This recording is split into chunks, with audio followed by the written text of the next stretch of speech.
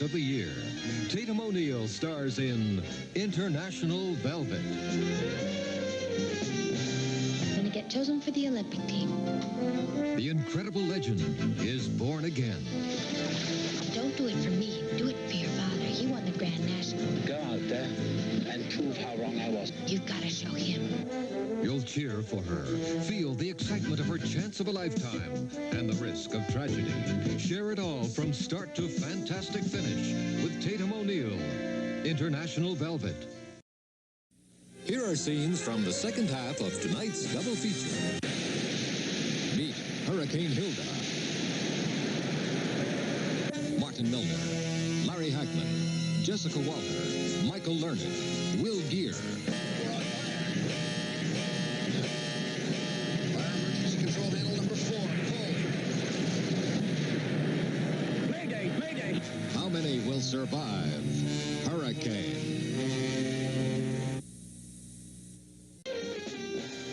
His cursed ashes are found. His spirit called from below, and the world is damned. I summoned you! By Dracula.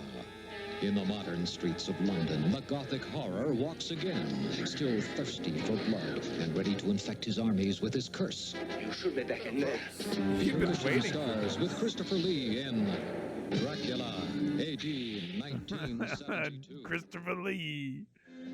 You've been waiting for this. Impossible. How's everybody doing, folks? We're doing a movie matinee today. It's going to be a very boring one. I don't even know why I'm doing it. I guess I'm only really doing it because I'm going to be sitting here. Let me just turn this down just a touch. 21. But I'm going to be sitting here watching it anyway. So I might as well watch it with everybody. It's not going to be copywritten, that's for sure. Don't have to worry about that. So I thought, you know what? Let's do a little movie matinee. If anyone wants to join me, of course, number 1 in the chat over here, Snowmo Bro, and John Axel. Thank you for coming in. The movie that we're going to be watching is not Marathon Man. It's not Marathon Man, starring Dustin Hoffman. It's not. Hoffman. Oh my God! It's not. Oh my God! Oh my God!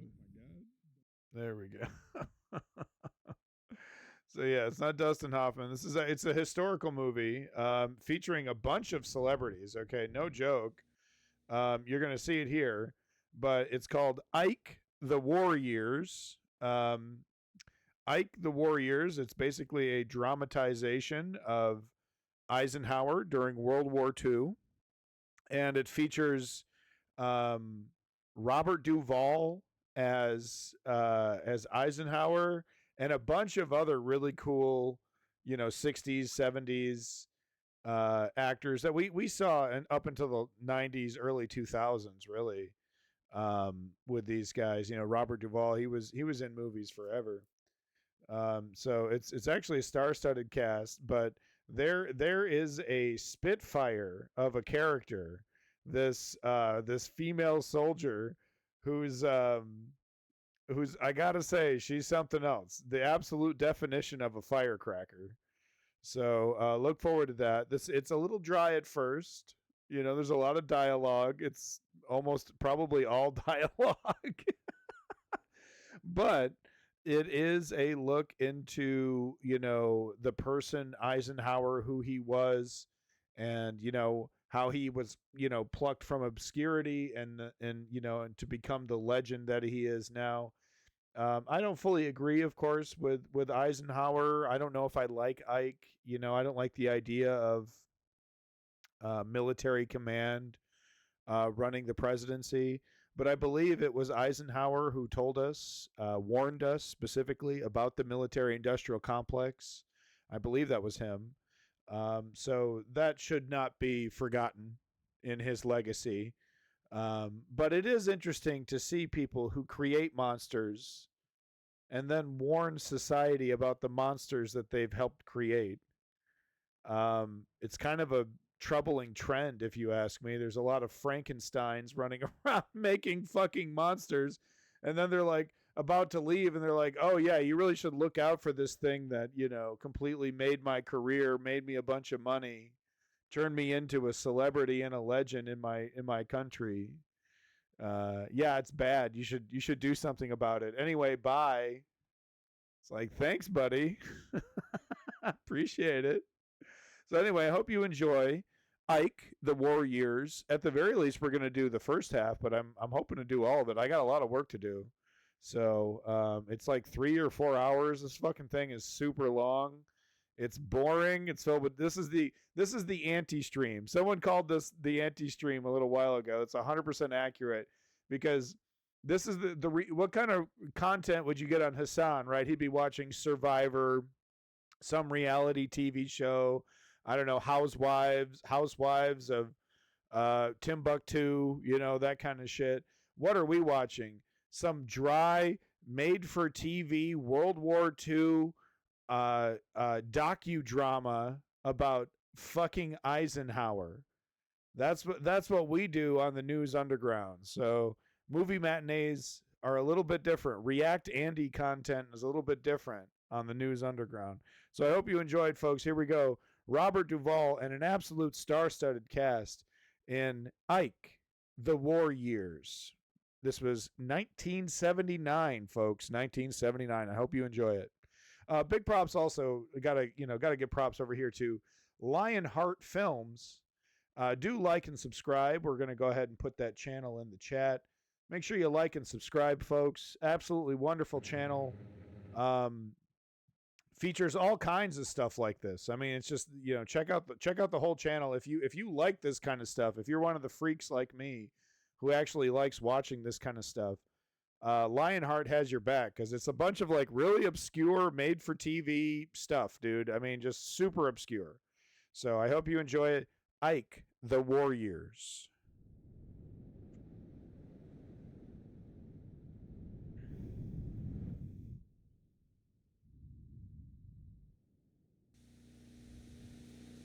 Yeah, exactly, John Axel.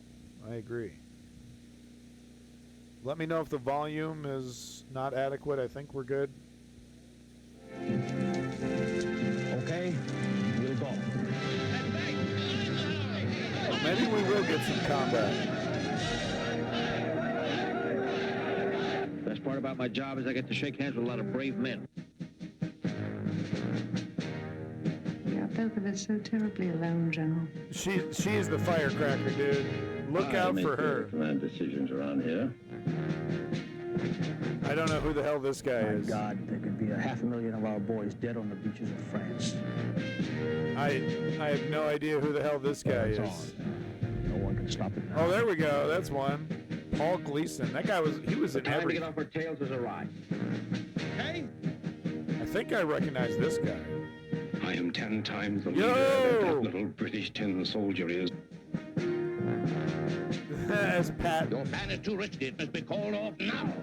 Oh, come on. That's not a good Churchill. There isn't room enough for both of us in this command. For once, you may be right. They picked a good guy for Montgomery. Give him hell across the English Channel.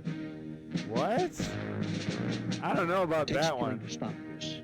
Yes, I could kill him. Oh, dude, that guy was William Schaller. He was in every. John Eisenhower graduates from West Point, second lieutenant. I hope tomorrow he's still proud of his old man. Ooh, we're going to get some World War II B-roll. Hell yeah. Love that World War II B-roll. Here it is, folks. Only on the News Underground. Let's see Destiny do this one. Okay, it's pretty dry at first, okay, but things heat up. Things heat up once this war gets started. So stick around, man. We're gonna see Eisenhower fucking. That's what you're all here for.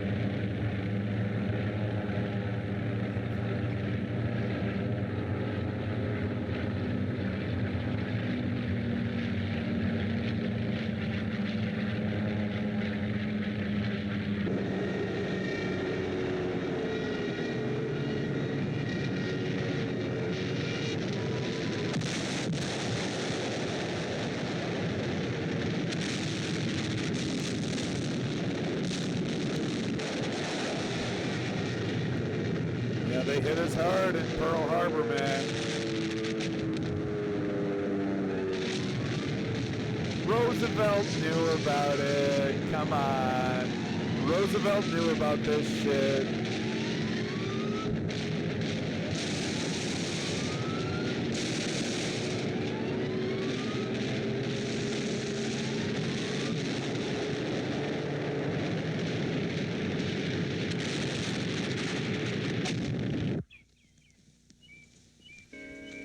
Yeah, and I love how, you know, they show the chaos of the battlefield, what's happening at Pearl Harbor, then they go back to, you know, HQ. It's all quiet, families are walking around, you know. Kind of an interesting contrast, right? Chaos of the battlefield and peacefulness of command.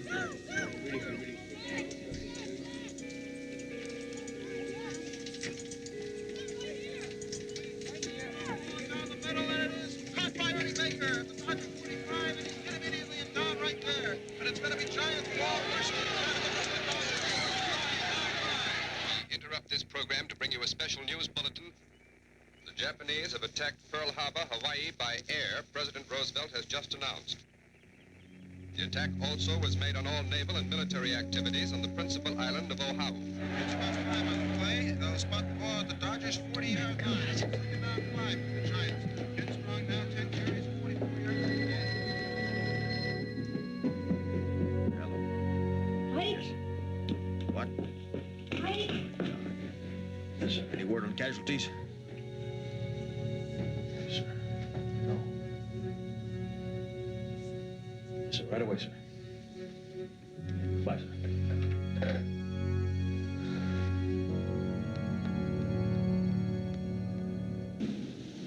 Everything's in an uproar around here. Nobody knows what's going to happen next.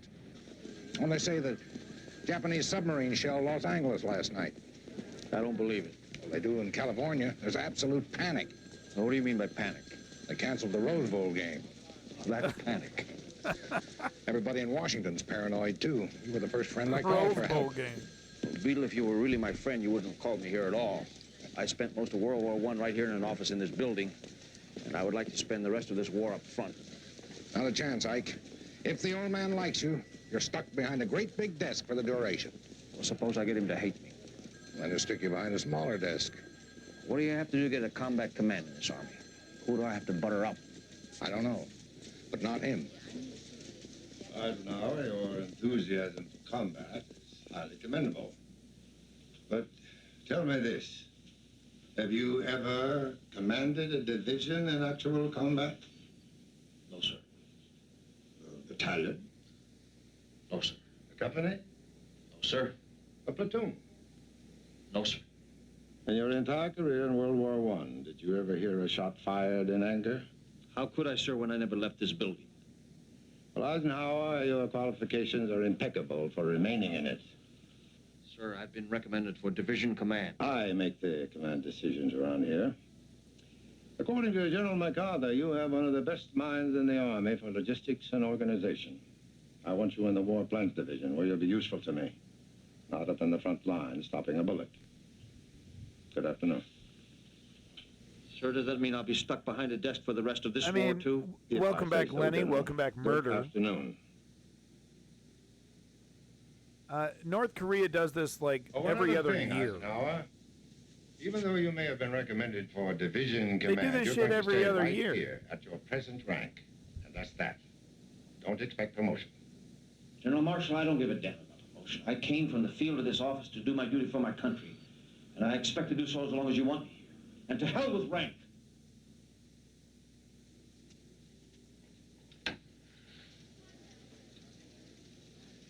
Sir? Yeah, I'm sure that's what Eisenhower said to his commanding. Yeah, to hell with rank. Yeah, and he just took it. He just sat there in silence. That's yeah, and smiled. That's how that goes. Old man wants to see us right away, Ike. Yeah, murder. Yeah. It's about aid. It's after midnight. It's about It's too food late to aid think. and other aid. You Yeah, got 4 stars. and cognac. Let's see some more of that Japanese. He loves cognac. I didn't spend 4 years at West Point to sit in an office and watch the old man's newsreels. Now, Ike, for crying out loud, try not to give him any arguments this time. I was getting a little annoyed with you. Remember, you're in the Army. I know it. You keep your mouth shut, your brain in a sling, and your powder dry. Ours not to reason why.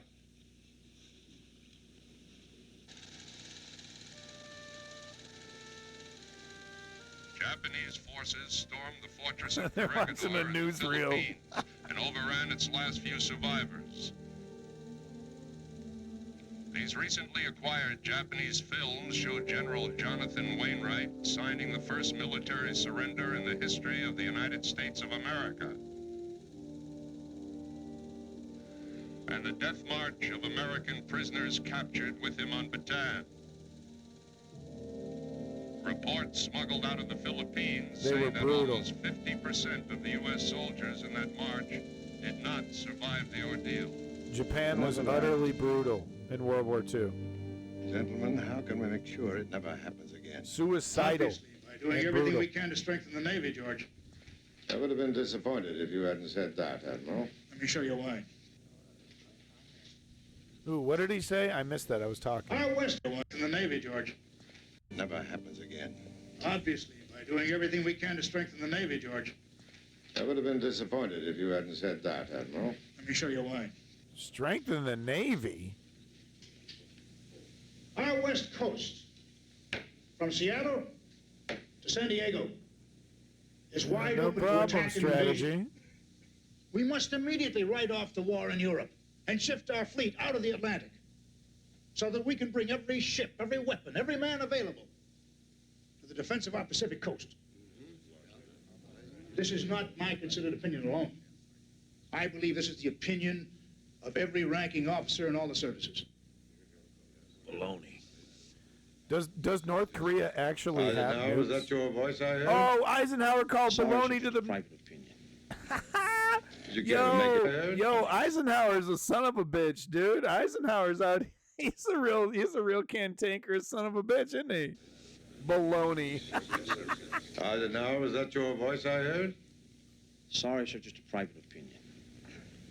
Did you care to make it public and give us all the benefit of your one-star wisdom?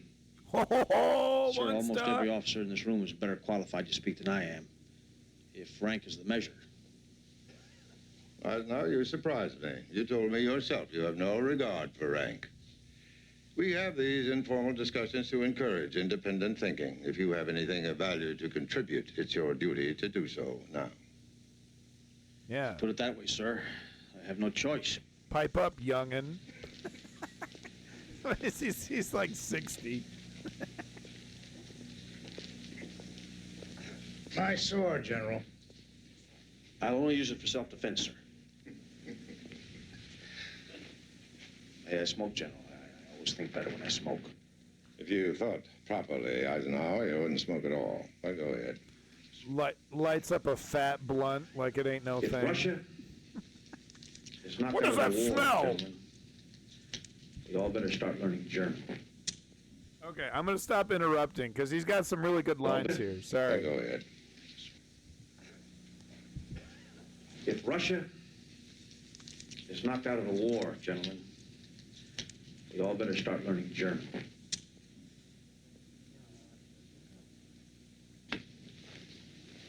Now, Europe, not the Pacific, is the only front that all three allies can attack simultaneously.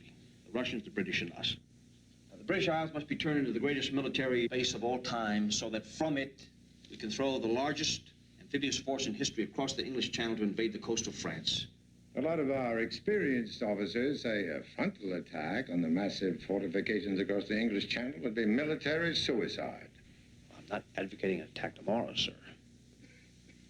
But one day soon, America will be mass-producing combat planes by the thousands. The Luftwaffe will be driven from the skies. Our paratroopers will be able to outflank those massive Nazi fortifications so that we can land 1 million men in Hitler's front yard.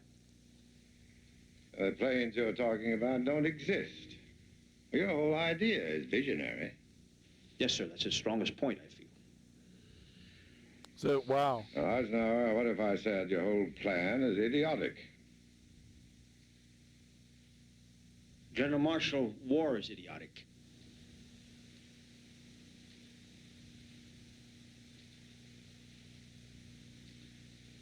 How soon could you leave for London? Sir? The President and I have been talking about a plan similar to yours with the British. So that's fascinating, right? I mean, he literally is introducing a plan so so visionary, as he said, that they don't even have planes. The planes that could achieve the plan aren't even built. They would have to invent a whole new type of plane. I think this is where that, what was it, the not the B-52, but it was like the battle station or something like that. There was this massive plane that had guns all over it, and it was able to carry all kinds of bombs and troops and stuff. B-29 maybe. Thank you, Murder. But the Flying Fortress. That's, yeah, Strato Fortress. Yeah, they called it the Flying Fortress. I think that's what it was called. Anyway, so they don't even have the planes invented.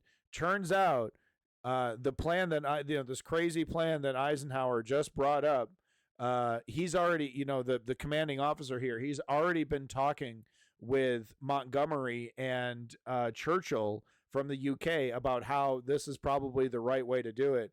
So, I mean, wow, that must have been fucking super impressive. I can see why he was put in charge. If this is really how it went down, where he was like, wow, I didn't even know you were talking to the British about any kind of plan, and the plan actually lines kind of like what I was just talking about. Pretty wild stuff. So kind of shows the brilliance of Eisenhower's strategic mind here. Interesting. No way it was this slick though, dude. I feel like we're getting the best look of Eisenhower ever. You know what I mean? Anyway, that's fine. They did the same thing in Patton. Are you packed? Well, General, I never unpack. I'm in the Army.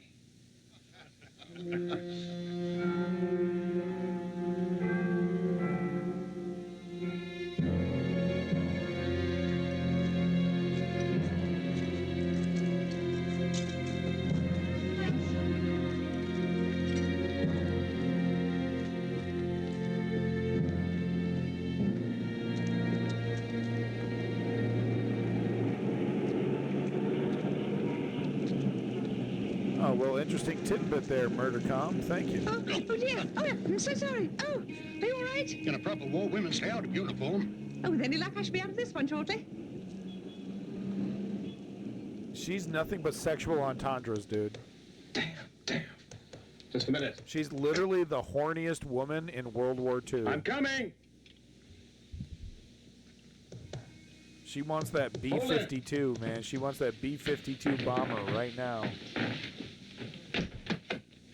Kay. Dick!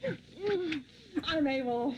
I've been waiting in the car all morning for one of your bloody American generals, and I finally told Sybil I was starving for lunch.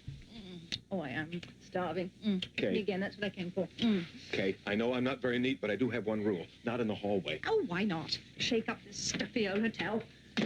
Connaught, it's the finest hotel in London. They still have toilet paper. Oh, darling, you're wounded. Yes, but they don't give Purple Hearts for shaving. Still, that's as close to combat as I've come since I got here. Not true. That was a lovely little battle we had last night. Kay. Kay, I want you. I'm going to marry you. But I have a staff meeting at 1 o'clock. There you are, you little beggar. Lost track of you during the night. Kay, did you hear what I said? My dear Major Arnold. 2 of my uncles and one of my dearest nieces have been killed in this bloody war already, and they weren't even in uniform. I'm not going to be cheated. All I want is to hold you in my arms a little while, and who knows if either of us will be alive tomorrow. Now we have exactly 30 minutes. Stop. One of us should say I love you. I believe it's your turn. I love you, Kay. Oh, I love you, Dick. Please, I love you so. Love the day. Don't be civil for giving your own number. What? Okay, I'll stop. Hello? Oh, Sybil, you couldn't be more inconvenient. Well, not quite yet. Oh, damn. Yes, I'll be right there. What's his rank, love? A 2-star? Do you realize I dragged myself out of bed at 5 a.m. and have been waiting the whole bloody morning for him to show up? How dare he have only 2 stars? What's his name? Oh, God, can you spell it? Eisenhower. You sure he's on our side? Yes, I'll be right there. If he was a spy, he would It's have thought of a much because better it's a name. German name. I didn't know that. Can you imagine? A 2-star. Sybil's getting half armored. He's got 3 going on 4. Yeah, Lenny, exactly, dude. Chicken goes over the fence last. To be continued.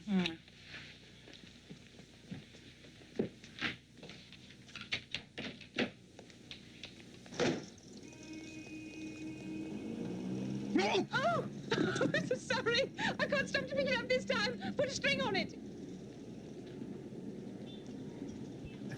She knocks his head off both times.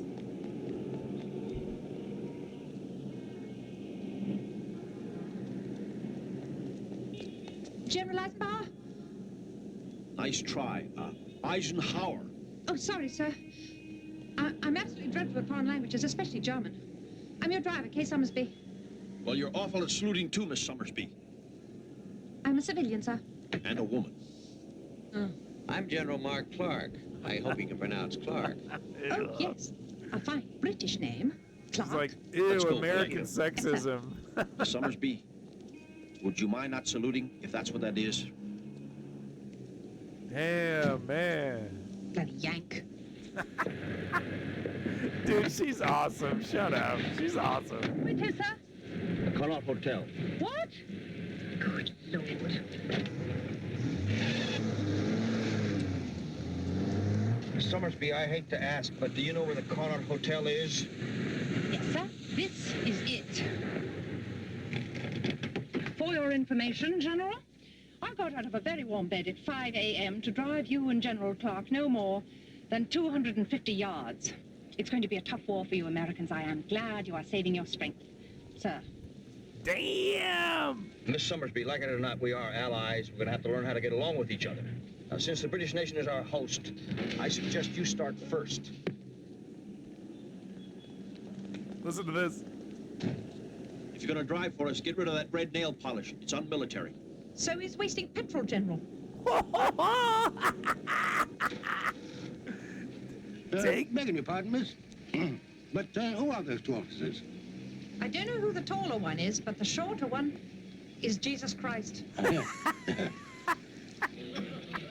She's awesome. Hey, Zio Duke, welcome back. Yeah, we're watching Ike, The War Years, 1979. Gentlemen. Gentlemen.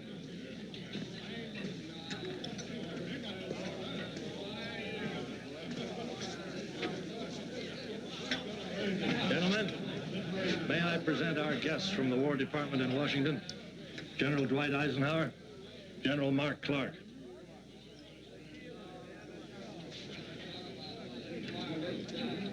At ease, gentlemen. At ease.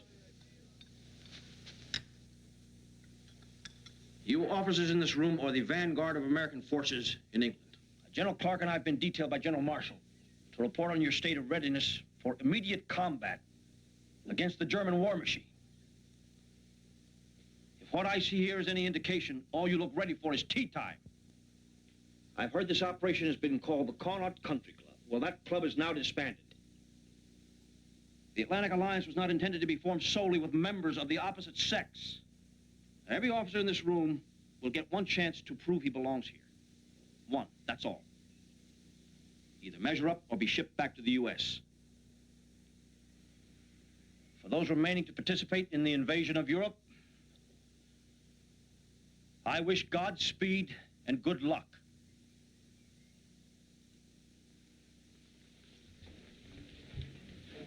Jesus, man. That's the kind of seriousness you want, though. Well, what do you think? It's literally the largest for the invasion first time, in history. I have a strange feeling there's a war on. Exactly, yeah. It's time to get real, gentlemen. Our repulsive American cousins must learn the virtue of patience. They will never succeed in shipping sufficient numbers of men and material to this side of the Atlantic to launch an attack across the English Channel this year or even next year. In the meantime, they must rely on the British General Staff to lead their inexperienced army and navy on the long, slow road to victory. General Montgomery, shouldn't we work together instead of apart? General Eisenhower, the British Army and the Royal Navy were winning wars when America was inhabited by naked savages. Boo! What the fuck is clothes on, maybe this? you ought to let us help. And so you shall. But the only attack we can launch, with any possibility of success in the near future, even with America's eager help, is one directed against the German and Italian forces occupying North Africa.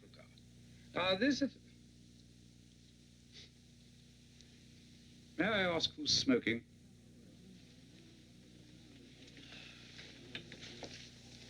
I am General Montgomery. I don't permit smoking in my headquarters. You will please extinguish it at once. Is that an unreasonable request? On the contrary, General, it's the only reasonable remark you've made all morning. The only quite practical offensive we can mount in the foreseeable future is against the German and Italian forces occupying North Africa.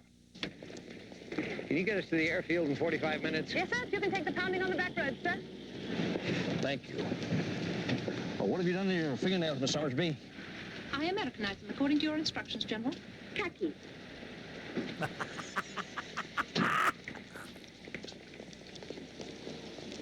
She's awesome. She's great. Where's her Oscar, North Africa's dude? ridiculous. Across the channel and straight into France. That's where we should hit them. And this year. From what I've seen, Ike, we won't have enough fighting men over here by then. What about fighting women? Wipe this conversation from your mind, Miss Summersby. It's privileged and confidential. British women do many of the jobs you Americans reserve for the GIs. We've lost a lot of men already, Miss Summersby. Britain uses women because she has no choice. My dear General Eisenhower, I watched 1,000 bombs fall on London one awful night before Christmas, and the Nazis weren't particular who they fell on. I saw bodies blown apart that could only have been women's bodies, picked up and placed in those canvas bags and tossed into my ambulance. If my body's on the line, General, don't tell me a woman can't fight back. No one's throwing mine into a canvas bag, thank you. I have other plans for it. Wow. You drove an ambulance, Miss Summersby. I and a few hundred other weak women during the Blitz. You've heard of the Blitz. Somewhere Yeah, in that strategy, lovely yeah. English sky was the Luftwaffe, day and night. My area was Lambeth, down by the docks and tenements.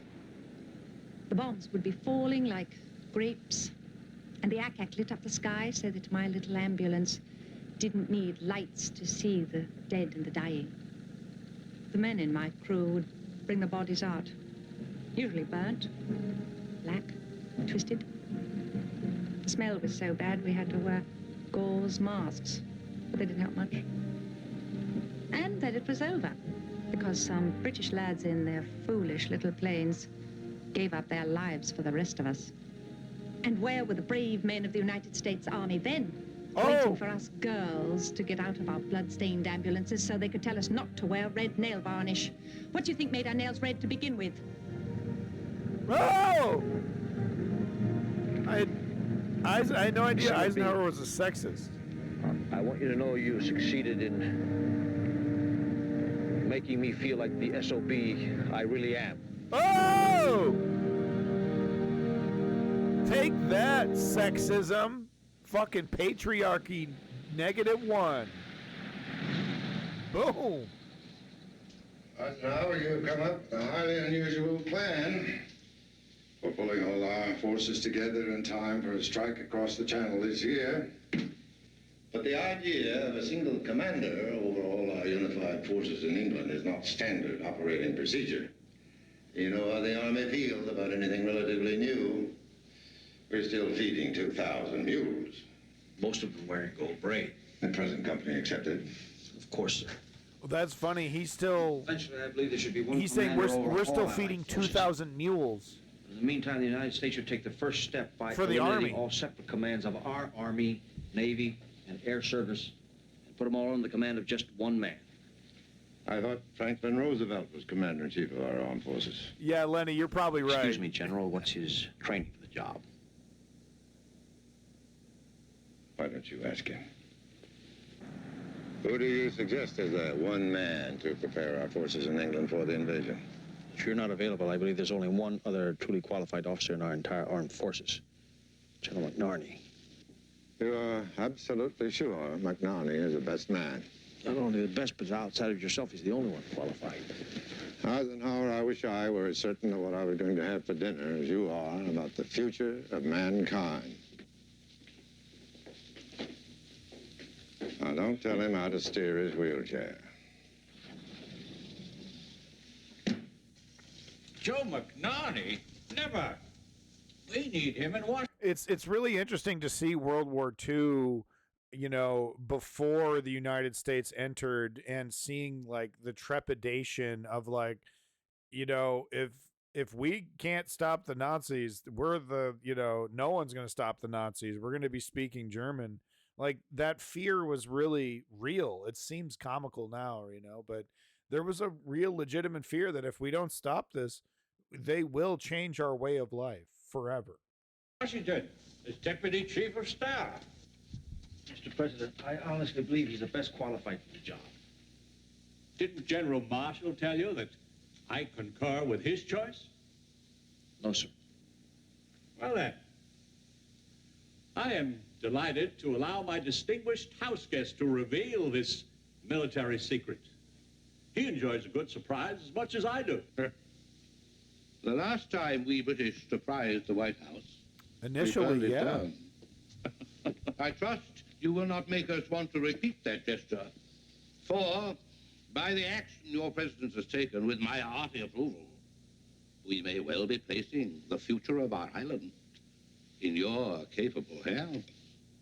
My hands. It's not bad. It's okay, Churchill.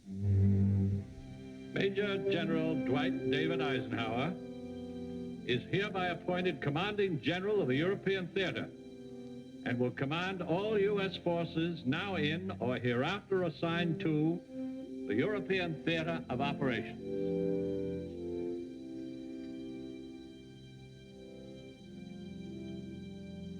What's the matter, Ike? Don't you want the job? Of course I want it, Mr. President. General Eisenhower, you will be preparing men for an invasion such as has never been seen in human history. Because of the demands of war, you will have to make many decisions by yourself, affecting the lives of hundreds of thousands of men. Welcome back, Nidnack. Until this moment, I always thought mine was the loneliest job in the world. Yeah. He's got to plan the world's largest invasion. He's invading France. He gets to invade France, dude. Hey, go invade France. No pressure.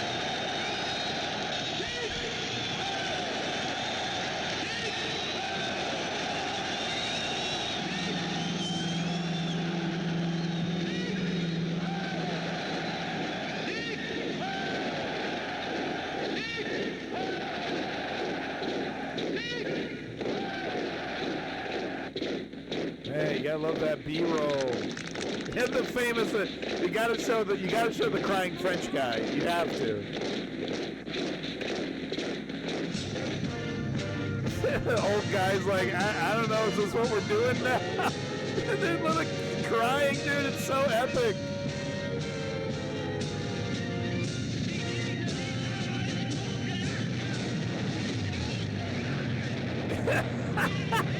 Jesus Christ. This fucking B-roll, man.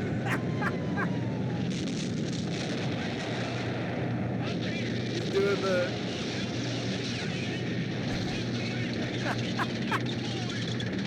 Oh no! No, don't show the bad stuff, guys.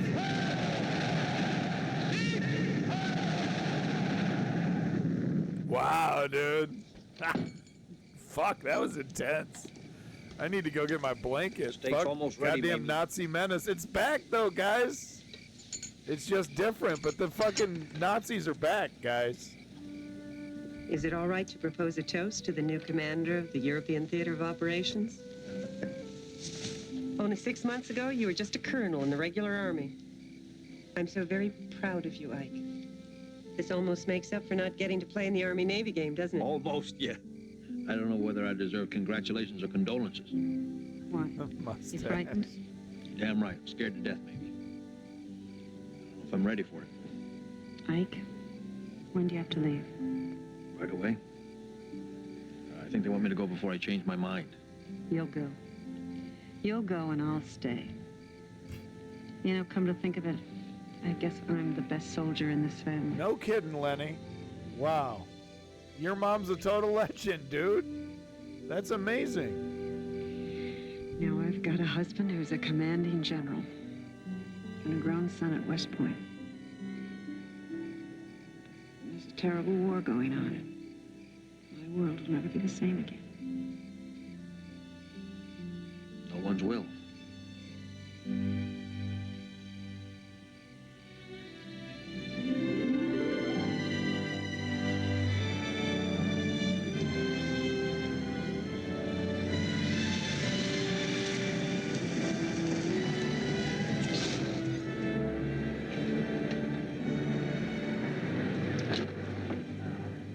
22 and a half minutes from Bushy Park. That's excellent. Thank you, General Spatz. Although I think I did nip the trousers of that Bob into Trafalgar Square.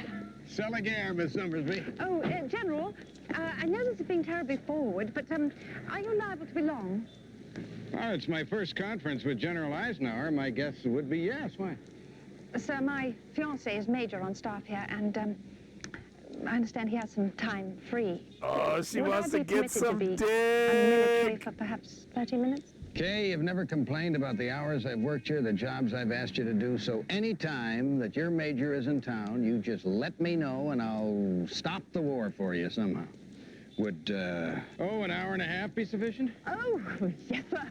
Thank you, sir. Well, it certainly Not wouldn't for be her. sufficient Yo, for me. not for Go her. ahead. Yo! It'll have to be a It's not that quickie. simple. It'll have to be a real quick one. She only has an hour and a half. Or he'd be like their Eisenhower. Did you know he'd made all the officers move out of the Connaught and into barracks? What? We can't do that to officers. Oh, tell that to your spit and polish general. They're calling Grosvenor Square Eisenhower Platt. But never fear. Flat 12E over the greengrocers in Shepherd Market. I couldn't think of taking your flat. No, it's not mine. This is war. The girls got together and chipped in on a lovely little foxhole. You bring your own fox.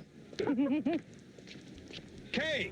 Bring your own fox. Oh, darling, ages. Oh, yes. No fraternizing with the natives. That order has just come down from the commanding general. Darling, can we get married in an hour and a half? That way, that Eisenhower ogre will have to let us fraternize as often as we want to. Well, there's one slight technicality. You see, I've just asked for combat duty. Combat? Dick, have you gone mad? Hey, you have a nice, cushy job at headquarters. Well, with Ike in charge, combat's the coward's way out. Oh. No, listen to me. The truth is that he's made us all feel a little bit guilty. Now, Kay, you've done your share in this war. It's time for me to do Oh, for heaven's sake. Obviously, under the circumstances, it wouldn't be fair for me to ask you to marry me now. If there's anything I detest, it's patriotism from Americans. Now, look, we've got to talk this over in private. 12E. Right. Now, if we're going to have a battle, I want to be free to use all my weapons. So? Kiss. Miss Summersby? Whoa! I'm Tex Lee. I'm one of General Eisenhower's aides. The general wants to see you. Really? Does the general know that I am British and a civilian and not subject to his orders, Captain Lee? Don't be too sure, Miss Summersby. I've got an idea before long the British Army, the British Navy, and the RAF will be under his control. Good Lord. I may become a nun. Too late, dearie. To put it briefly, my American drivers got me lost 3 times in this city. Now, whatever your faults, Miss Summersby, and you have many, you've never got me lost. So I made a trade with General Spots for your services. General Eisenhower, I do not relish being treated like a side of beef. There are certain of my services. Even General Spatz is not authorized to negotiate for me. Do you really? Miss Summersby, you're not into that? Really? For myself. Thank you, General. At least you are a gentleman. Might I inquire exactly what it is for which the General has agreed to trade me? I'd like to have some idea of my worth. Yes. Tell him to hold on a minute. I couldn't bribe the general with anything short of Buckingham Palace, so we decided to toss a coin. Was I heads or tails? Miss Summersby, It may seem unimportant to you, but getting me where I have to go as quickly as possible may be of some aid to your country. I would be happy to point you in the direction of the Connaught, sir, if you were certain it will benefit the British Empire. Come along, Kay. What did you ever do to her? Miss Summersby, I've been looking all over London for you. I brought this back from the U.S. Consider it an apology. What, no Hershey bars?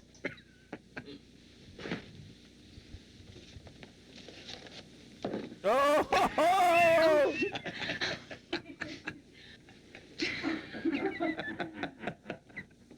Dude, I think he's gonna end up with her. She's gonna like fall in love with Ike. Ike's already married. What am I talking about? He's already married, dude.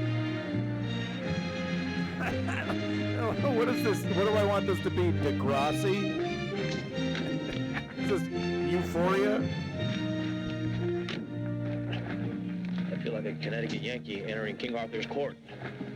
I would suspect that's precisely the way our Prime Minister wants you to feel.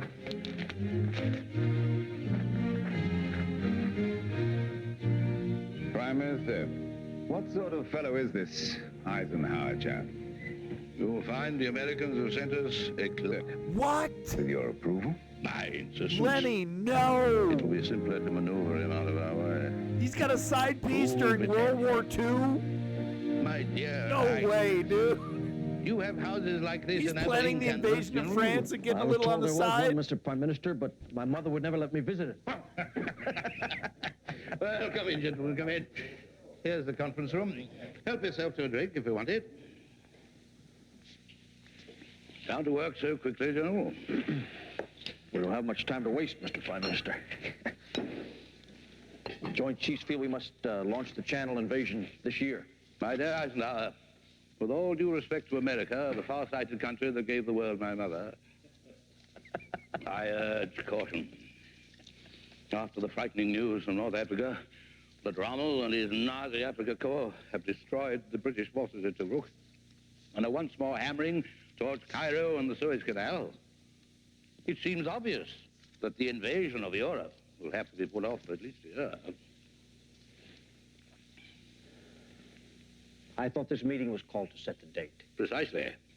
The date I propose is next year, June 1943, or possibly 1944. Well, what about the year 2000? That has a nice ring to it. I quite agree. I'm willing to wait if you are. Mr. Churchill, you made a promise to Mr. Roosevelt, you made a promise to Joseph Stalin that we would set up a second front in Europe. Are you saying England will never do it? If it means as large a sacrifice of British lives as there was in 1914. You promised the Russians... General Eisenhower. I hear you are an expert bridge player. You must know that Uncle Joe Stalin has more aces in his hand than he wants his partners to see. I assure you Russia will survive. But Rommel and the Africa Corps are heading for the oil fields of Arabia. If Rommel gets that oil, our aircraft, our tanks, our factories will clang to a halt. We must act now. If we land amphibious troops here, on the North African coast. Just a minute, sir, just a minute. Lord Mountbatten, you're planning to land in Algeria and Morocco, and they belong to the French. They hate you worse than they hate the Nazis. Yes, when the French surrendered to the Germans, we did try to sink the French fleet. The Americans would have done the same. Maybe. But, by God, we would have pulled it off. You didn't. No. Now, there are still French battleships. No, Eisenhower gets it. He's like, no, if we open up this front on France, they're going to have to pull out of Africa. They're going to have to divert all these resources to pushing us back. They're going to have to abandon their efforts in Africa. They won't be able to get there. It makes more sense to do the invasion of France than open up two other fronts to, you know, in an attempt to back up this effort. It's so brilliant, so cool to see this kind of like play out in a dramatic historical sense. It's actually really neat to watch this. Ships at Oran, Casablanca, and Algiers, where you're talking about landing. Yes, and something must be done immediately to get the rest of the French fleet to come over to our side. Exactly. How? I promise you I will crawl on my hands and knees and personally kiss the rear end of every admiral in the French Navy, if that'll do it. With the French, it might work, but I doubt it. I'd say our chances of surviving the French artillery, landing in North Africa, and making it stick are less than 50-50. And, General Eisenhower, we must land, and we must make it stick. But how, sir? I have been in communication with your president. He has promised the tools to do the job. Weapons, supplies, troops, and the man. Guys, what is the color difference here? Look at his chest and look at his face. Is that makeup? What in the fuck is going on? Is that actual alcohol that he's drinking? Is he actually shit-faced? What the fuck? Look at the color difference, man. Promised the tools to do the job. Weapons, supplies, troops, and the man to do the job. Congratulations, General Eisenhower. I am recommending you to command the Allied invasion of North Africa.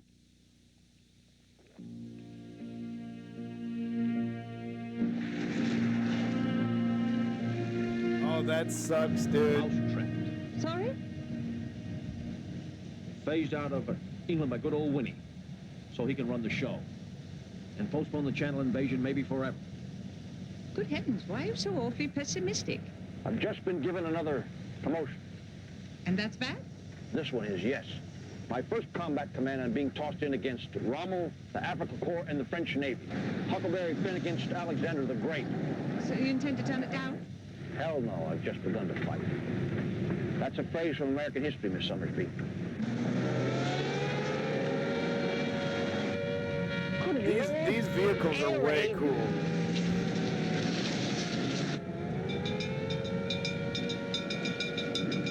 Not much left to bomb.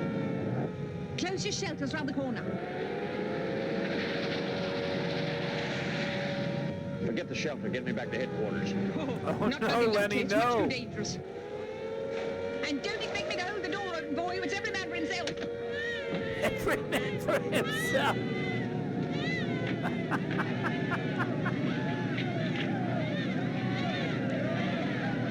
He's helpless. Oh, shut up, dearie. I'm not afraid I'll leave you outside. If you disobey my orders again, I'll have you skinned alive, Miss Summersby. Kay, call me Kay. Next time you leap out of my car, you may not have time for my full name.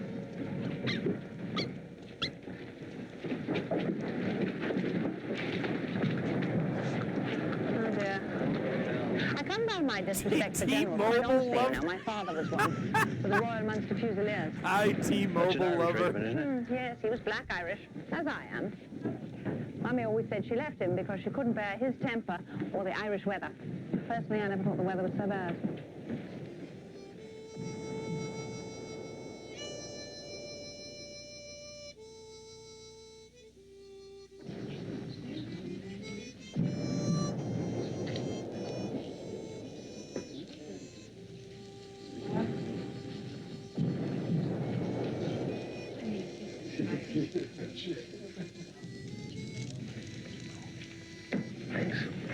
You owe me one. A ration, you know.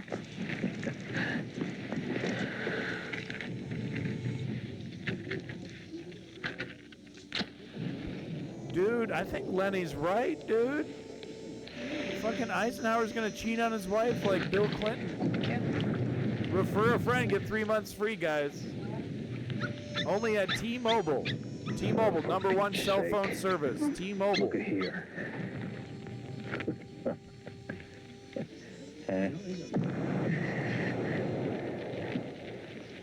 Oh, I do hope there's no direct hit.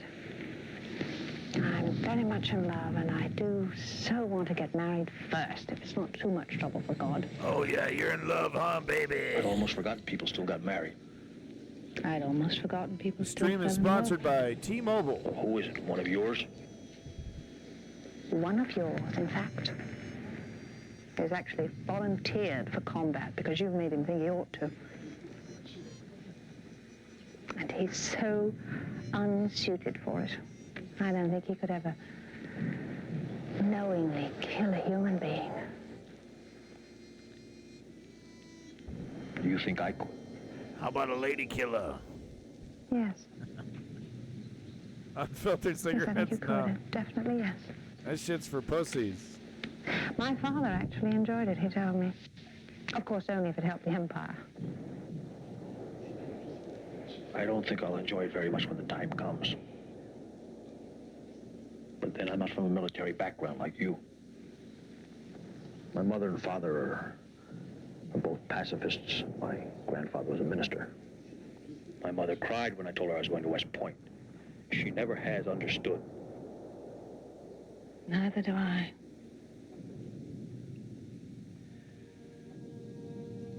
Okay. I have a son. Yeah, back filtered. home, Yeah, John. sorry. My wife and I lost our first child when he was only 2 from scarlet fever. And there wasn't a damn thing we could do about it. I have never been hit so hard by anything in my life.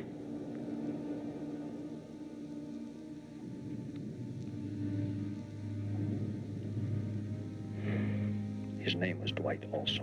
We called him Ikey, although he could barely pronounce it when he died. Johnny's in his second year at West Point. I guess fathers are all the same. If you're a lawyer That or a is doctor, super sad. that's what you want for your son. And if you're a soldier, then that's what you want him to be. At least I did.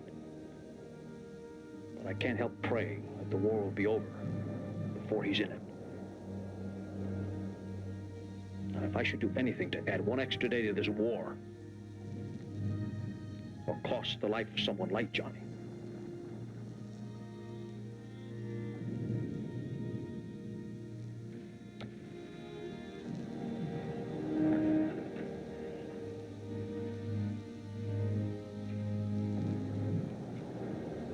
I believe this. I may say it differently, maybe not as well, but this is what I believe. Now, if it takes killing to stop this, then yes, I believe in killing.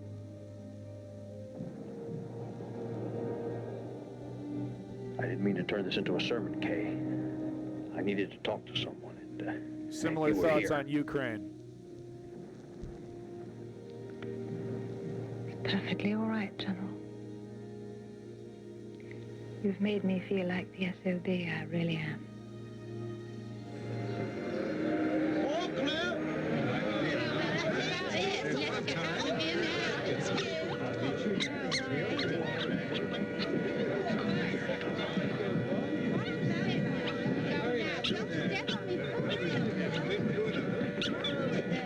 Sorry, Governor, but I'm taking him back now. Lend lease, you know.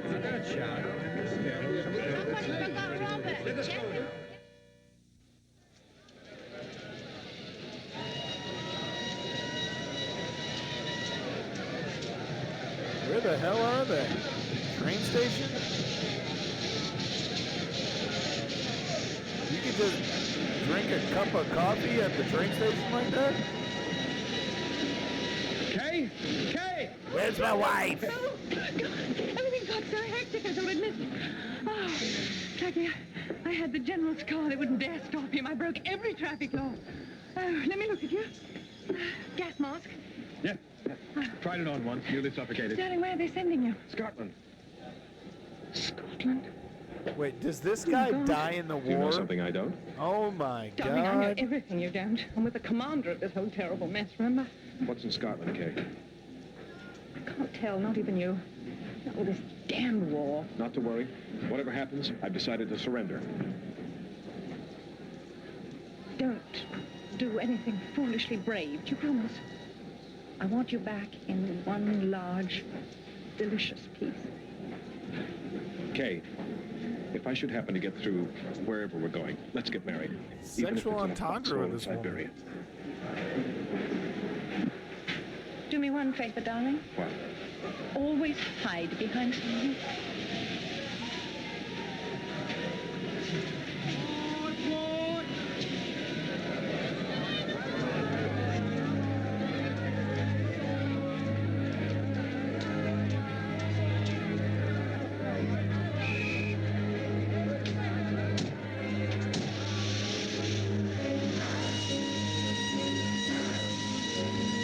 Classic. Total classic.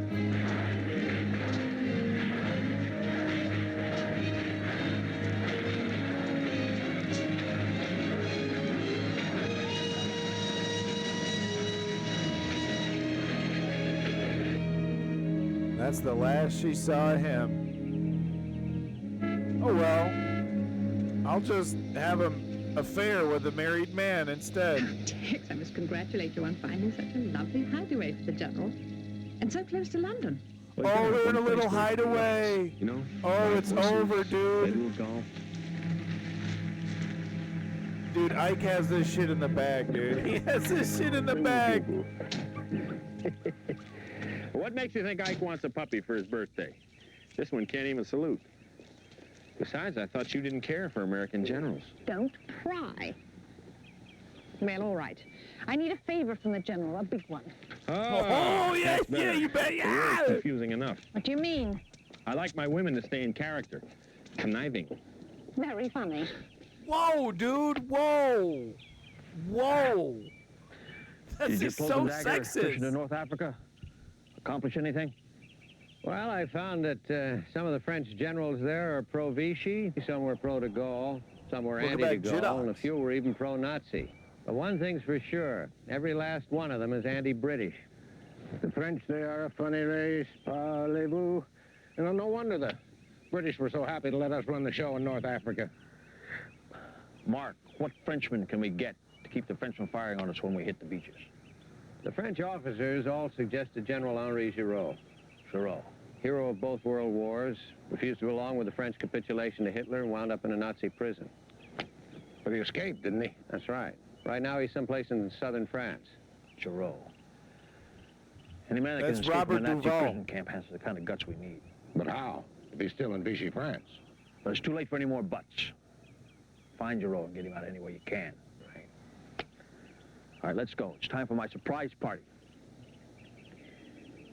How the hell did you know we were giving you a surprise party? I've broken your code. Hey, that's good. Just put that on the middle of the table, all right? Sybil, how are you? Right here. All right, just drop the booze on the table, okay? Man, I'm gonna get DMCA because of this shit. Surprise. Well,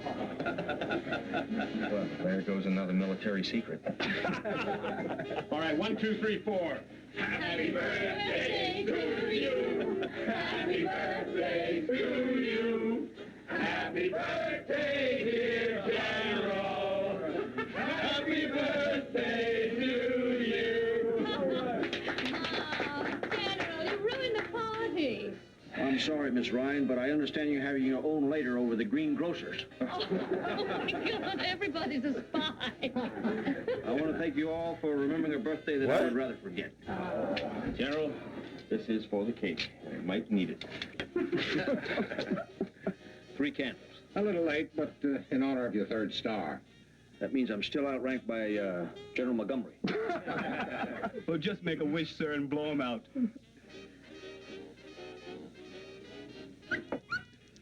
Come back here. You little monster. You're an absolute monster. Come here. Come back, you little wretch. Oh, you ruined everything. Come here. Oh, General, I'm sorry. I went to so much trouble having this parachute made for him, and then the little rocket decided to bail out. Happy birthday, General. He's not Lend-Lease. He's yours to keep. Thank you, Kay. How did you know I wanted one? Oh, well, everybody needs a dog to kick round, sir. I thought he might take the pressure off the rest of us. You may be right. You better blow out the candles, General. They're melting my icing, and we can't get any more sugar. Take it. Don't forget to make that wish. I want to see.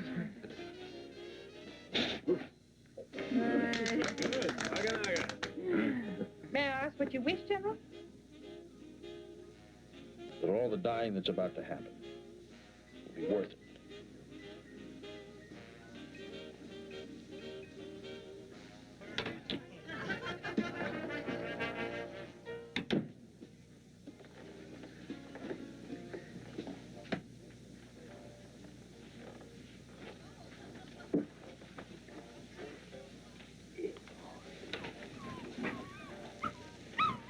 At ease.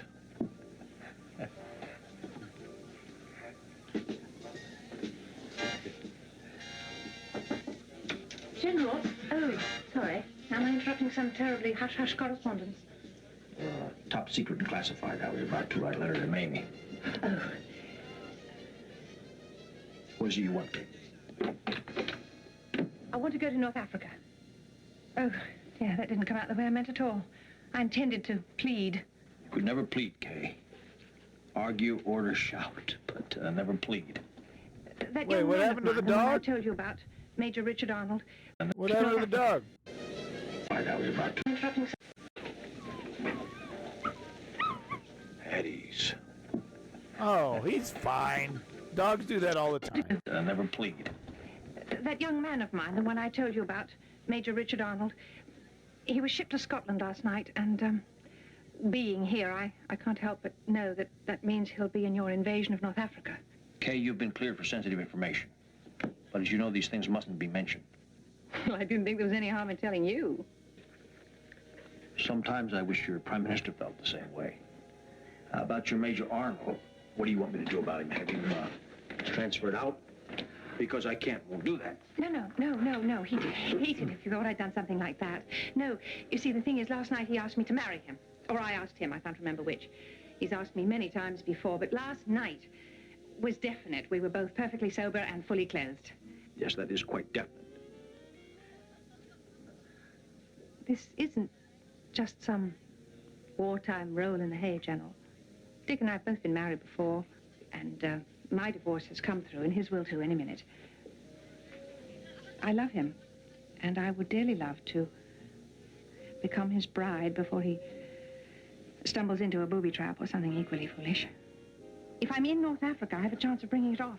But you're a civilian, Kay. I can't order a civilian into a combat zone. I'm not very civilian, you know that. And you will need a driver over there. Generals never walk. So now you know why I gave you this bloody expensive puppy, sir. Well, now, who's going to train this bloody expensive puppy? Oh, I'll teach him, General. I promise you. He's very bright. I'll explain things to him, and I'll set him a good example. I'm sure you will. Is he supposed to take care of this dog? I think I'm going to name him... He's got to plan an invasion. Telek. T-E-L. Yeah, Lenny, great character. That's for Telegraph Cottage and Welcome back, Woke Patriot. Do you like it? I mean, since you're training him, I guess he's half yours. Yes. Does that mean yes or no?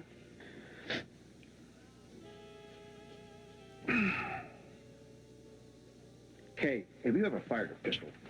Oh, yes, sir. My father insisted I learn to shoot and to ride. He was in the cavalry, and I think he felt everybody ought to be. This is a Beretta. It's small, has a little recoil. At close range is quite effective. I want you to go out in the meadow tomorrow and fire it until you can knock the buttons off a German uniform at 20 yards. I wouldn't want anything to happen to you where you're going. Oh, General, thank you. Oh, sorry, sir. I know that was unmilitary, but I thought you'd prefer it to my salute. You're absolutely right.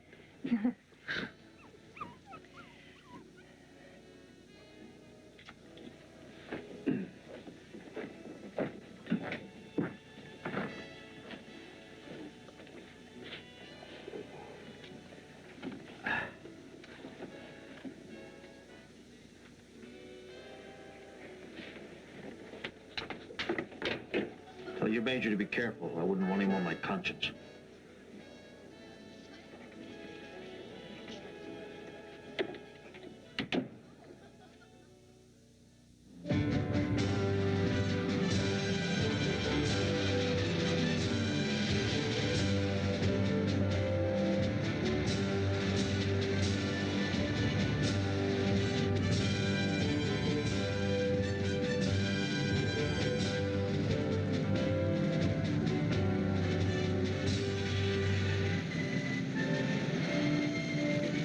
So, dude, is that your prediction?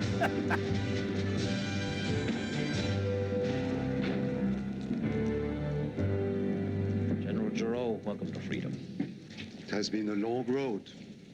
Je vous embrasse. Au nom de la France. This way, sir. I'll show you I'm ready to take over full command tout de suite.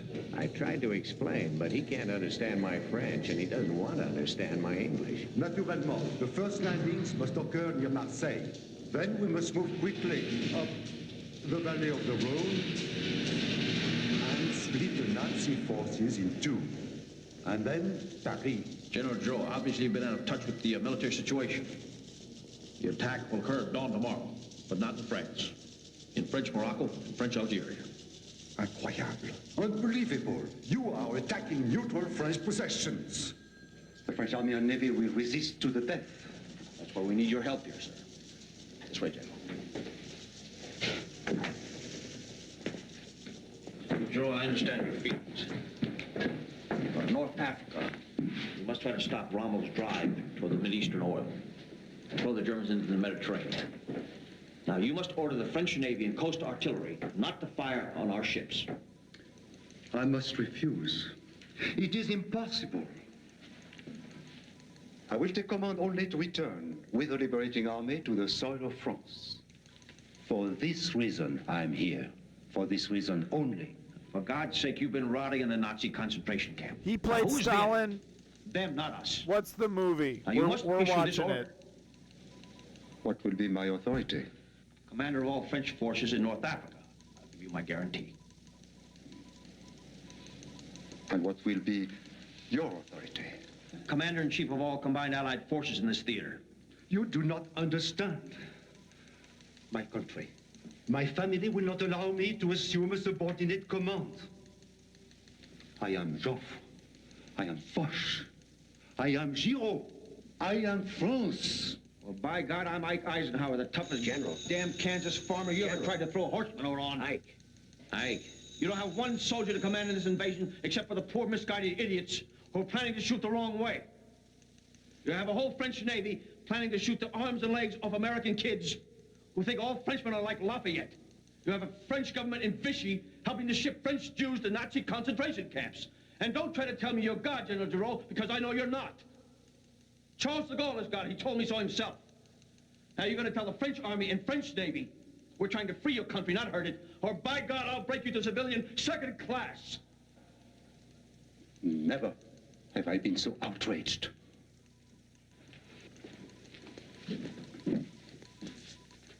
General Henri Honoré Giraud is second in command to no one. God.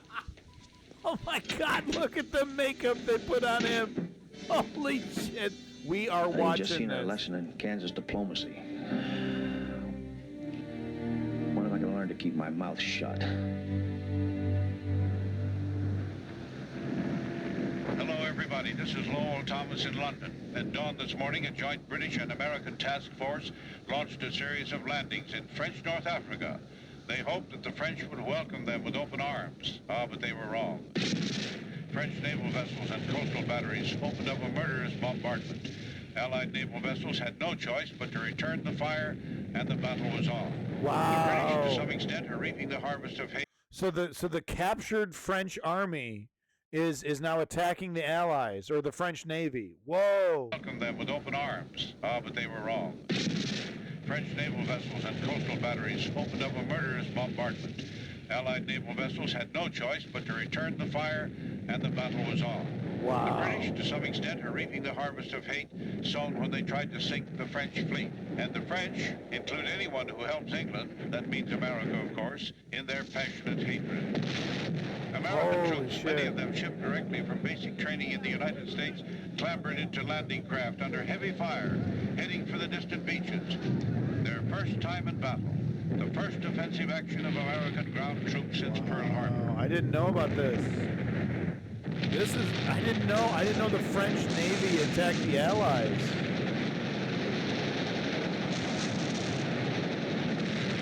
Wow.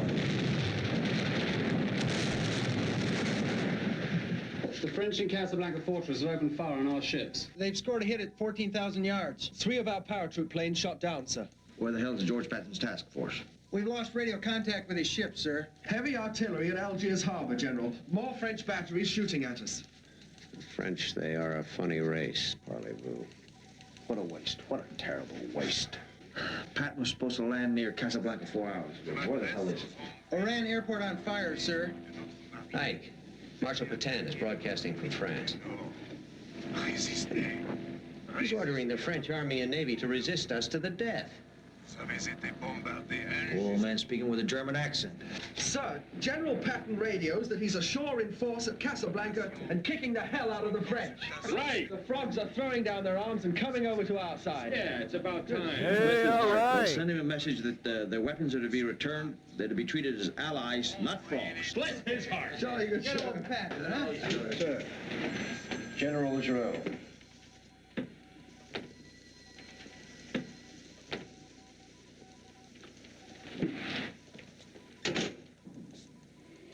It has been a terrible night for France, for me, and for you. General Henri Giraud places himself under your command.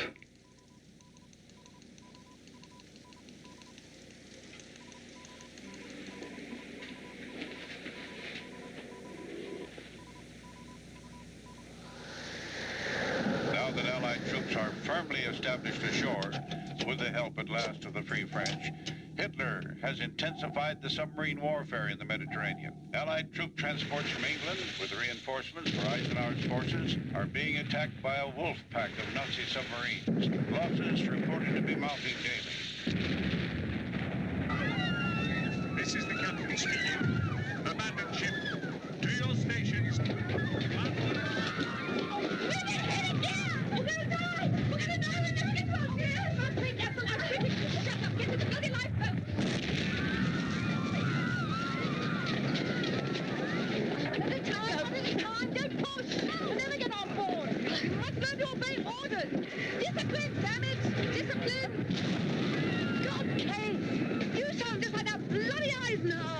Thank God somebody does.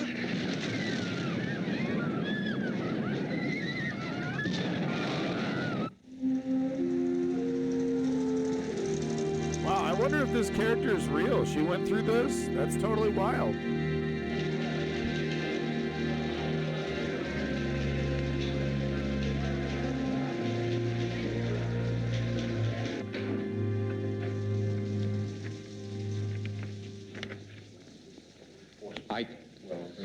There's a report here from the British Navy.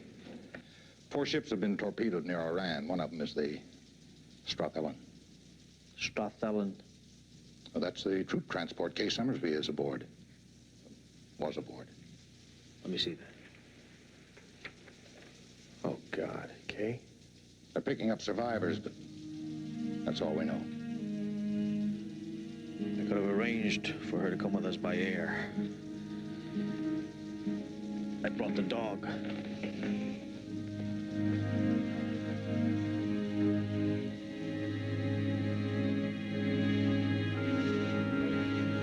Did the dog die at sea?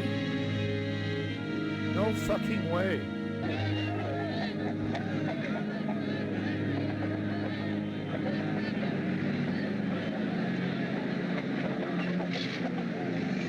There it is. I hope I see you again soon. Bye-bye. If you don't hear from me, it means I found Dick. Good luck. I'll see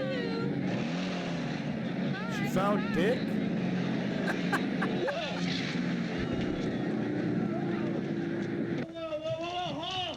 Oh, Sergeant, I hope you can help me. Can you tell... Oh, I've been torpedoed. At least. Can you tell me if Major Richard Arnold is at his headquarters? He's with the engineers. Any of you guys know Major Arnold with engineers? Well, I do. Sorry, baby. Must have given you the wrong name when he torpedoed you. Excuse me, I'd like to place a call to headquarters in Algiers, please. Honest now, who are you going to call, honey? General Dwight D. Eisenhower. My God, it's Queen Mary. Hey, what's all the noise? Lady wants to talk to Eisenhower, sir. Corporal, I'm tired and cold and nasty, but I wouldn't want to ask General Eisenhower to tear your head off, so please put the call through immediately. All right, what is all this bull about Ike? Colonel, I am a civilian on General Eisenhower's personal staff, sir. I'm here by his orders and assigned to his headquarters. He will want to know where I am. I'm certain he knows that Strathellan has been torpedoed and sunk, so please, I beg you to help me reach him by telephone. What kind of game are you playing? I'm not. He wouldn't import a civilian for his headquarters staff. Get Algiers. See if you can reach one of his aides. Yes, sir. Colonel, sir, do you suppose I could possibly have a cup of coffee, please? I haven't had anything to eat since yesterday, and I'm absolutely famished. I'd like to accommodate you, but this isn't a coffee shop. Colonel, sir, they want to know who's calling. Tell them. Tell them it's Kay Summersby, and I'm all right. Some dame named Summersby came in here claiming that she's been... What? Is she all right? Well, yeah, she's all right. She's just, look. Who? Put her on. Ah, he's in General love. Eisenhower would like to speak to you. Thank you. Hello, General. Get the lady a chair. Yes, I'm not hurt. Oh, a little wet, but all in one piece. We were hit about 1:30 this morning. Drifted about in lifeboats all night. A destroyer picked us up. British, of course. Oh, well, I muddled through. Yes, Oran. I'm here at headquarters looking for Dick. Major Arnold. And they tell me he's not here.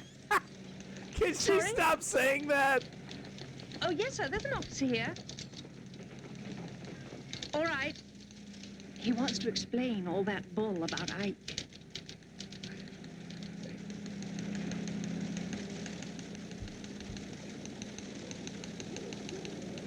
Colonel Oppenheim here, sir. General. Sir. Sir? Major Richard Arnold. No, sir. Oh, just a moment, sir. There is a Lieutenant Colonel Arnold. Perhaps he's... Lieutenant Colonel? Yes, sir. One of you sad sacks go in the next office, get Lieutenant Colonel Arnold, bring him in here immediately. Promoted? Oh, poor Army. Yes, sir. He's sending his own plane for you in the morning. Oh, isn't that lovely? Sir? Oh, yes, sir. We'll make her as comfortable as possible, sir. Yes, sir. What? She can have my quarters. Kay?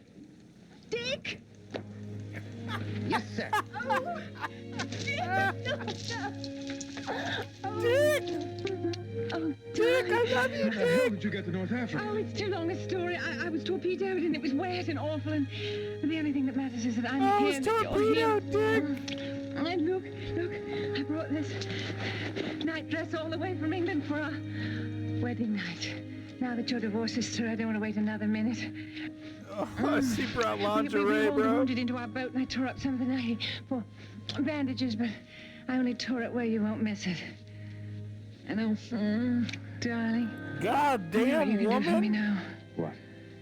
Get me a dreadful American hamburger, please. What? The Allied advance in North Africa has bogged down in the mud and rain of the worst winter in memory. And out of the storm and mist has come the echo of a name, sending a chill through the bones of those who remembered the armored blitzkrieg that destroyed France. Rommel, Marshal Erwin Rommel, on the march again. Hitler's ablest general has ordered the huge Tiger tanks of his Africa Corps to make a surprise attack. Aided by German air power, his tough Nazi panzer units have suddenly slashed into the Tunisian mountains and given green, disorganized American troops one of their worst defeats in our military history at a place none of us ever heard of before, Kasserine Pass.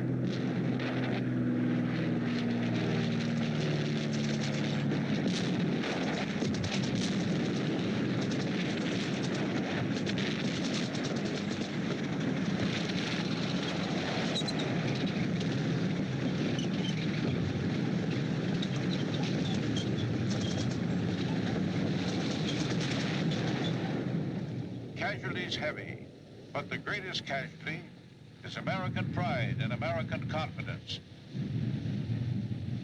The death toll among American troops is devastating. Even worse, word from the battlefield is that the Tunisian tribes are stripping the bodies of anything that can be sold in the bazaars. It's going to be a long, tough war.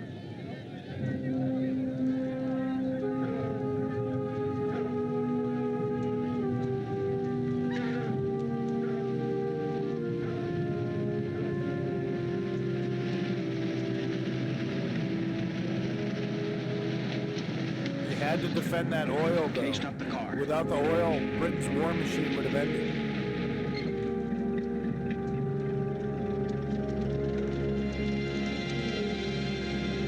Nice set. Nice set, dude.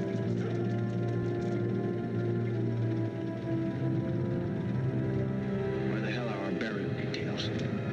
I hate to say it, Ike, but they're overworked in this sector. Let's go, Kay. My God, this green screen. Rommel isn't taking any prisoners this trip. Right now, immediately, I want a counterattack launched. Plane coming in! At 11 o'clock! It's the Messerschmitt! Can you hear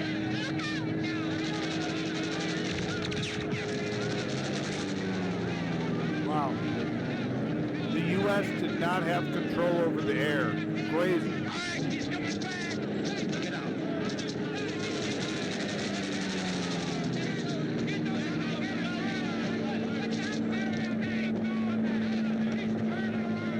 This is the only decent uniform I've got left. I'm going to get married in it. I'm sorry, Miss Sotheby.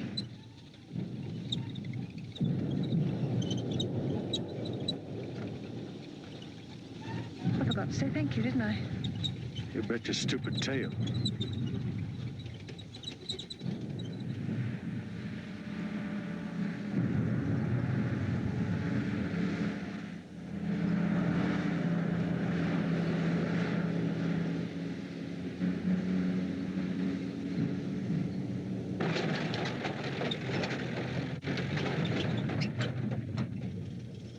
Now it's getting good. What the hell is this? General Hoffenberg's command post. Whole company of combat engineers has been working day and night to build it. It's bomb-proof. Until now.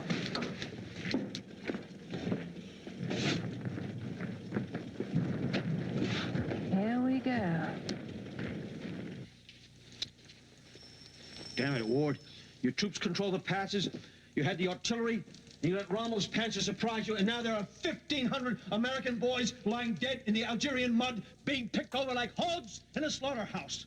Ike, the French wouldn't take orders from me. The British wouldn't take orders Well, from me. why the hell should they when you're sitting here in your mink-lined foxhole getting the battle phone in 70 miles from the front? Oh! Now, Ward, within 24 hours, I want you to attack Rommel with everything we've got. It'll take a lot longer than that to perfect our defense. You didn't hear me, Ward. Attack. I said attack. Now, I'm taking full responsibility. Now, where's the best place to hit and with what? All right. I'd say probably our best position. Right about here. Fondux-Sabela Road. We'll start with the 18th Armored, 16th Infantry. Have you personally seen the terrain at the Fonduk Road? Have you ever looked at the 18th Armored tanks? All the reports right here. Erwin Rommel wrote a book once, Ward. I memorized almost every word of it because I knew I'd have to fight him someday. He said, nothing can take the place of the commander at the front. Let the men see you. The higher the rank, the greater the example of the commander on the men. In that case, Ike, maybe you should go. Okay, Ward, I will. And when I get back, you better damn well get out there and see for yourself. And if you foul up again, I'm kicking your tail back to the U.S. and putting George Patton in command. Now get me a jeep and a driver and tell him to get me as close to the front as he can. And Ward, if Rommel attacks, I'll phone you. Don't let it ring more than once. Hell yeah, boy. That's what I'm fucking talking about.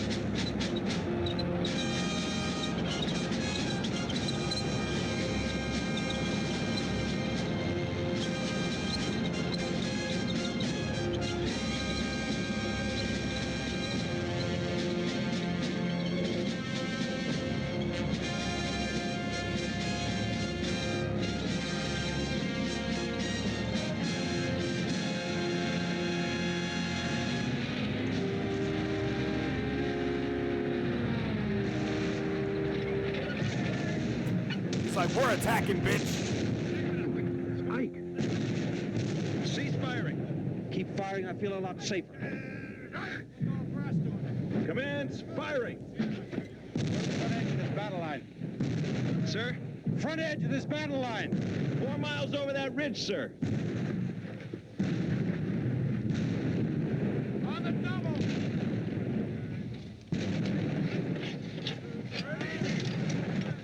This guy's the supreme commander, right? Soldier. Highest rank. Don't stop. I just want to see how these machines are doing.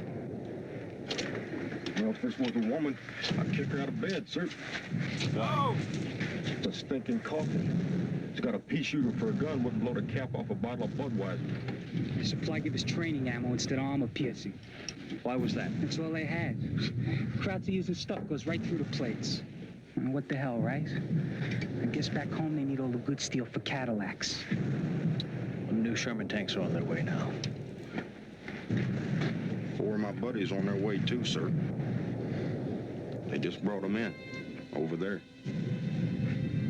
Gotta keep your army supplied.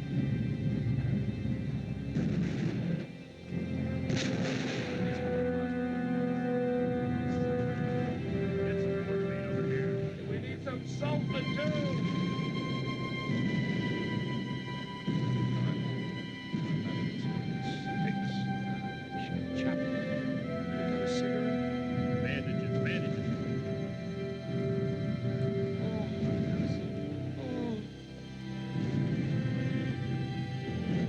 It's all my stupid fault, Luke. I gave the order to take a long shot gamble to capture Tunis before we were ready. I was too damn stubborn to admit we'd failed. I didn't order a pullback. I was wrong. And that smart son of a bitch, Rommel, saw we were overextended and took advantage of it. So now there are thousands of green American boys dead, while their green commander-in-chief is still alive, sitting behind a stupid desk. You didn't have much help from your commanders in the field, Ike. Well, who picked them? I did. I'm the commander, Luke. You know that. I'm not responsible for this horrible mess.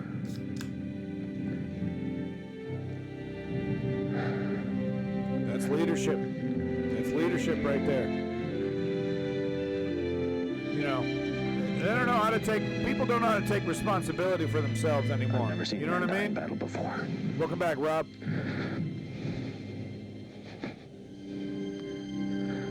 I wish to hell some of those poor kids would close their eyes.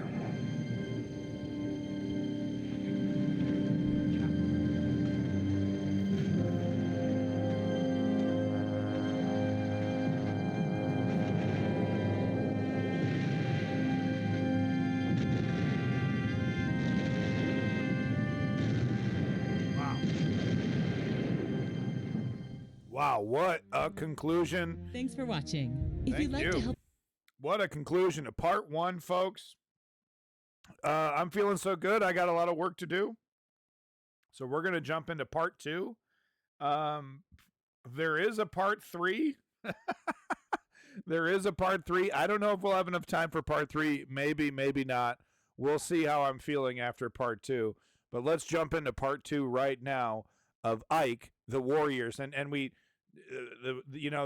like I said, the beginning's a little dry, but now we're getting into the good stuff, right? We're in World War II.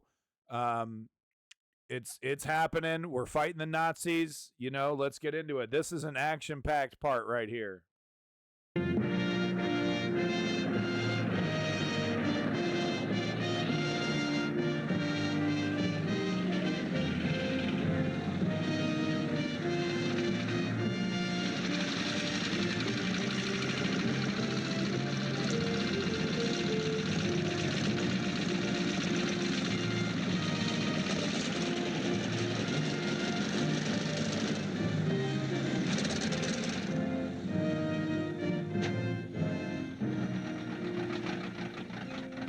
Old chap. Devil, it's good to see you again. Monty, my congratulations to you and your men for breaking through the Marif line. As you British say, good show. Yes, it was, wasn't it? You really got Rommel on the run. That's when he's most dangerous, as you have learned to your sorrow at Catherine. I could have predicted that. Too bad you didn't. I've relieved General Hoffenberg of his command and sent him back to the U.S. General Patton here's taking over for him. George is our leading tank expert, and the best man we have for the job. Delighted. I've heard so much about you, General. Hold it there, sir. Up until this moment, I didn't believe it. Well handled, aren't they? Ivory. And I use them. Let's cut the bull, General Montgomery. Our job is to kill Krauts, and I can't wait to get started. George, you can relax. The show's over. You're out of film. Show's over, fellas. Thank you, General. Hi, co-chap. If I may suggest a course of action to capture Tunis, you Americans just hang on to your present positions and allow my 8th Army to continue to move forward. Yeah, this was the problem with Montgomery. Tough, experienced fighters. They'll do the work better if there's no one cluttering things up. The hell they will. Last week, my son-in-law was killed by the Germans. Neither you nor anybody else is going to stop me from killing them. Monty, I assure you, with General Patton in command, American forces will win their share of battles. You told me the same thing about your famous General Hoffenberg. I got rid of Hoffenberg, and I'll get rid of anybody else who can't do this job. That's fascinating, Ike. By the way, if your inexperienced American troops are defeated again, who, may I ask, gets rid of you? The tide first Holy starts shit, to turn fuck at this El guy. Alamein, where the battle began with the greatest nighttime barrage in all history. The concentrated fire of 1,000 massed cannon under the command of General Sir Bernard Montgomery. And the bombardment shattered Rommel's Africa Corps, sending the Germans reeling in retreat across the endless sands, right into the arms of the Allied forces under Generals Patton and Bradley. The trap was closed with the help of the Free French troops under Giraud and de Gaulle. And what resulted was best summed up by that fierce old bulldog, Winston Churchill, in an address to Parliament. General Alexander, with his brilliant comrade and Lieutenant General Montgomery, has gained a glorious and decisive victory in what I think should be called the Battle of Egypt. Ah, this is not the end. It is not even the beginning of the end, but it is perhaps the end of the beginning. The end of the beginning. The end of the beginning. 300,000 Axis prisoners, as many as the Russians captured at Stalingrad. Now a large part of the German and Italian armies that once held this part of the world captive, they themselves are being herded into prison compounds. And now we're holding a victory parade in the liberated capital of French Tunisia. A parade to honor the combined forces under General Eisenhower, the untried American commander who underwent his baptism of fire at Kasserine Pass and turned that disaster into the greatest triumph of Allied arms since World War I. This is Lowell Thomas with the Allied forces in Tunis at last.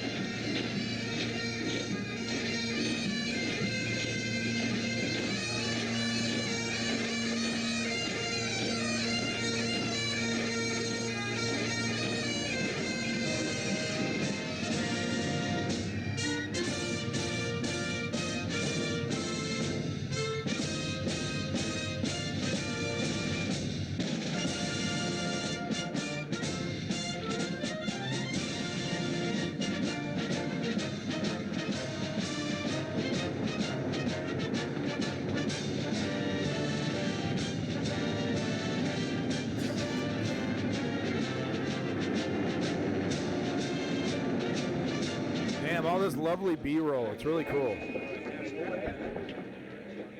I'll get the car, General. You're learning. Slowly.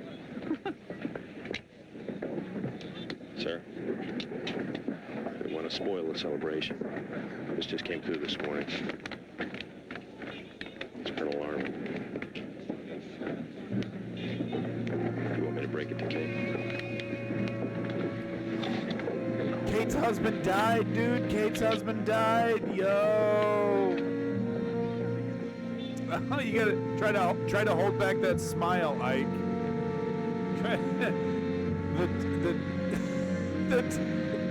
The dick blocker has been destroyed. Ike over here trying not to smile. A soldier he sent to die. It was a lovely parade, General. I adore those Arabian horses. It was like being in a circus. Without the candy floss, of course. Do you ride, Kay? Oh, good Lord. I told you my father was in the cavalry. Had me on a horse before my nappies were dry. We have Arabian horses here at the villa. Would you care to ride with me this afternoon? Oh, well, I'd love to, but I have no riding clothes, no proper boots, nothing. Thanks awfully, but I really couldn't.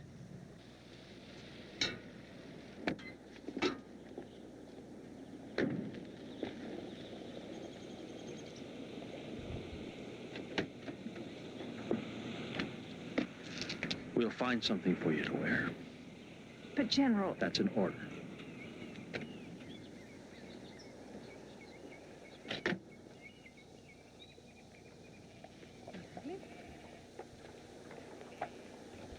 You really want to tell her on a horseback ride?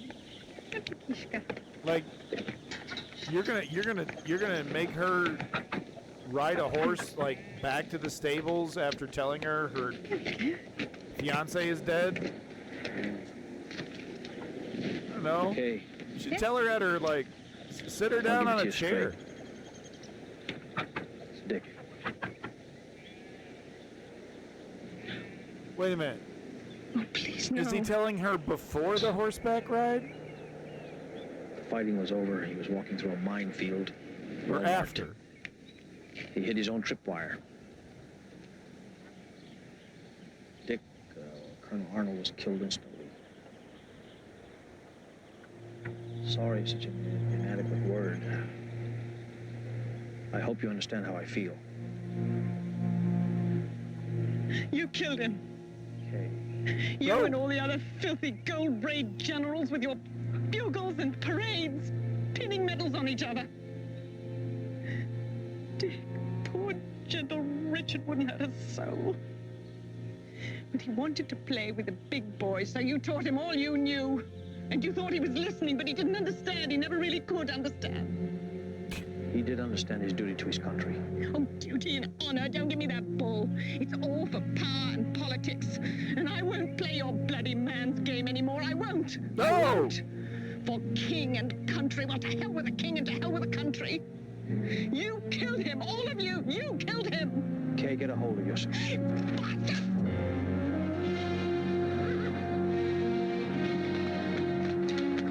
So wait. He told her before the horse ride. He told her before the horse ride. He kind of sucks at this.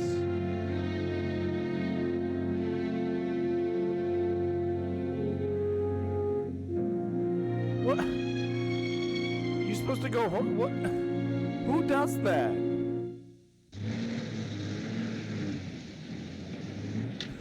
It's such a weird thing to do. Ike, they're hungry for news.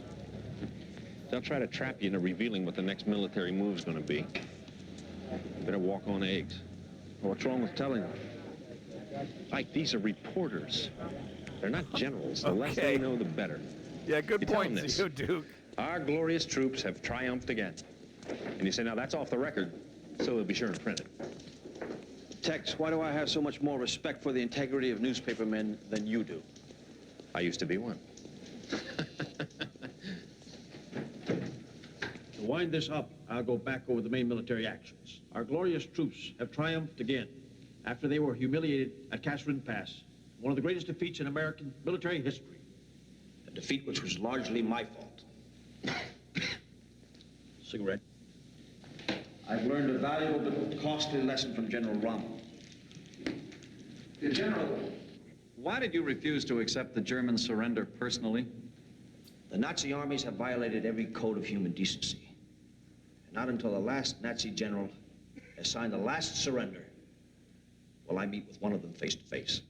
General Eisenhower, the British press is claiming that only General Montgomery's smashing victories in the desert saved you and the American forces from your own disastrous mistakes. Where do they get that knowledge from? From General Montgomery. Very interesting. He also hinted that he wouldn't be opposed to taking over command of the invasion of France, whenever that is to be. Do you have a reply?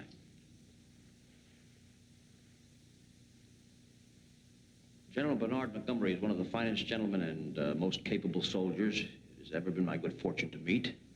We are allies in the truest sense of the word. All right. Good day, gentlemen. Thank you. Eisenhower, why do you have so little faith in the news media that you cut off any more questions after feeding us this unadulterated bull? Sit down, Tex.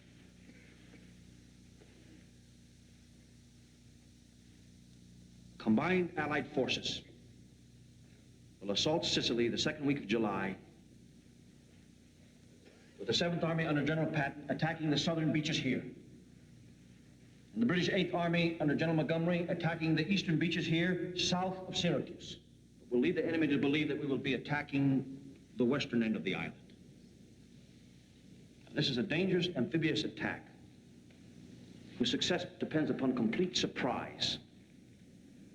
Now, you gentlemen of the press are now in possession of information that could lead to the loss of thousands of Allied lives.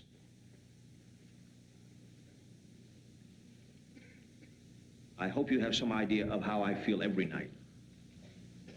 You think he's telling the truth, or is he? Good afternoon. Is this a ruse?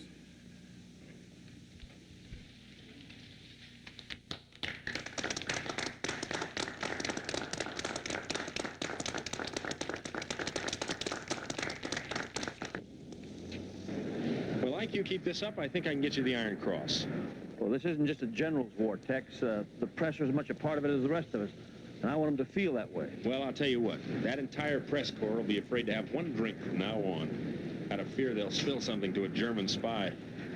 You've struck a blow for prohibition. Did I ever remember to thank you for staying on the job with me? No, sir. Really? The media are gonna do what? They're not gonna report on that? Really?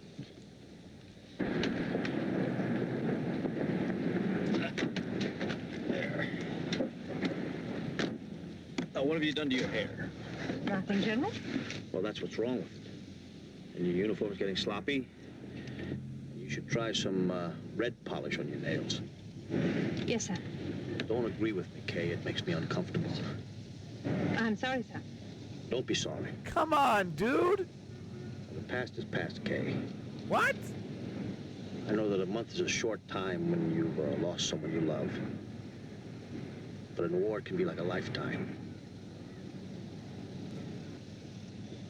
Now, when you're not driving, I want you to come into my office and take care of my mail. Can you type? Oh, Lord. Answer my question. Well, naturally, since I'm a female, I was born typing. Well, that's better, Kay. You're now my secretary, and I hope you hate it. Ike moves quick, dude. American and British oh, yeah, he's been dead a month. Move on, biatch. Island of Sicily Jesus. in an overpowering assault that achieved complete surprise. Axis forces rallied after the initial landings and fought back fiercely, as they always do. But American armor under old blood and guts Patton threw them back from the beaches, and Patton's 7th Army rolled through town after town, much of the time in hand-to-hand combat. Patton's forces have already knifed through Marsala and Palermo and are heading for the ancient port of Messina, only 4 miles from the toe of the Italian boot. The British, under Montgomery, have met stiffer opposition, but Patton's advance has cut the island in two and shaken the very foundations of the Italian government. The Sicilians have shown how they feel about Mussolini in no uncertain terms. Viva Italia! Better turn your radio on, Ike. What's happened? They're relaying a broadcast from Rome. It's King Victor Emmanuel. The king is telling the Italian people that Benito Mussolini has been arrested and imprisoned. He is to be placed on trial later. Look up photos of what they did to Mussolini. Yes. Look up photos of what they did to Mussolini, dude. Monty and his British 8th Army, how are they doing? Still stalled somewhere in Catania. Now, Patton may be the first Allied commander to reach the Sicilian capital. Monty may have to swallow his mustache. Ike, things are so shaky in Rome. One good push and they're out of the war. If George keeps moving like this, I'll give him the command of the invasion of Italy. George is doing everything in this war I wanted to do. Yeah. Yeah. Patton, man, what a character. What a fucking character, dude. Pick me up in about an hour. I've seen Patton so many times. It's so cool to see, like, the other side of command. Because I'm so used to seeing this whole thing from Patton's perspective. The Surgeon General's here to see you, sir. We'll send him in, please. Kay.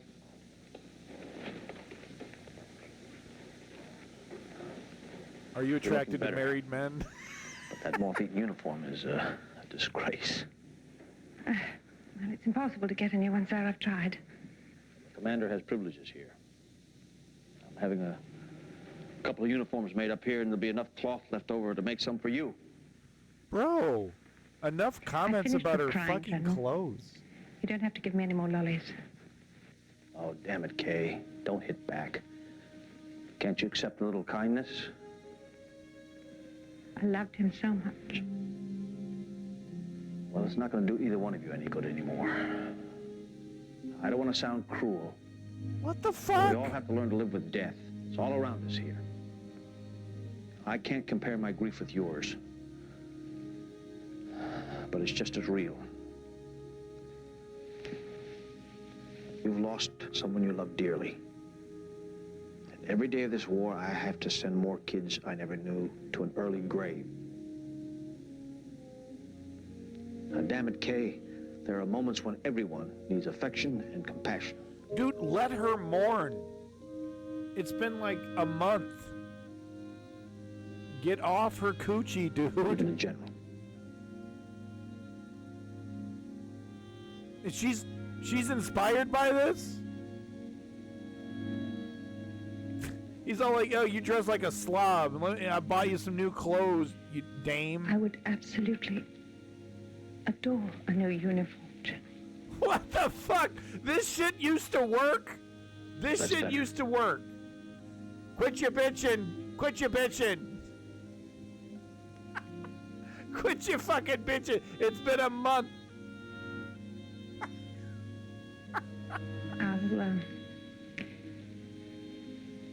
I'll send the Surgeon General in to see Wow, she's completely fallen in love with Eisenhower because of this. Wow, he was a total asshole to me. He told me to pull up my bootstraps after a month of mourning. Said I dress like a hag. I think I'm in love. Dude, the patriarchy had it so easy.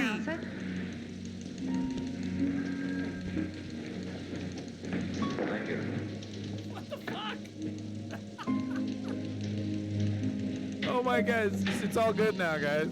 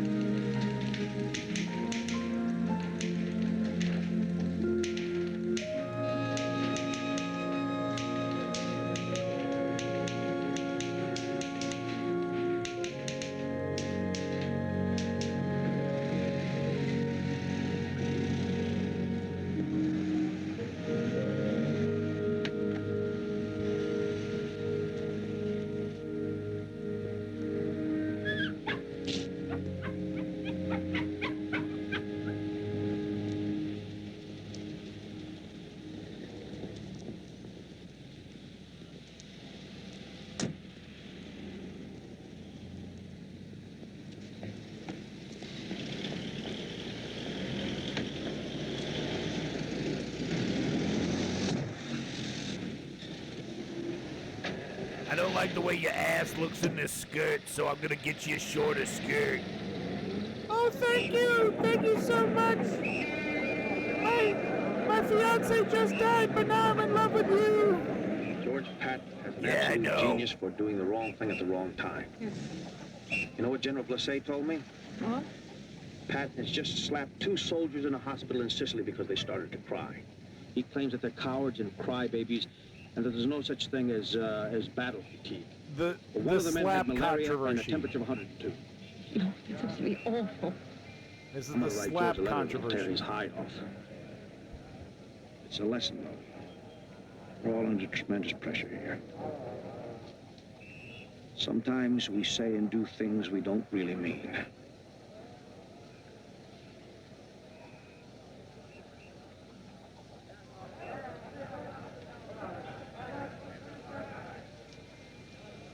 You understand?